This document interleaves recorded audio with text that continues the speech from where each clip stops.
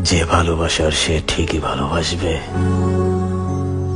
আর যে থাকার সে কোনো অজুহাত ছাড়াই থেকে যাবে।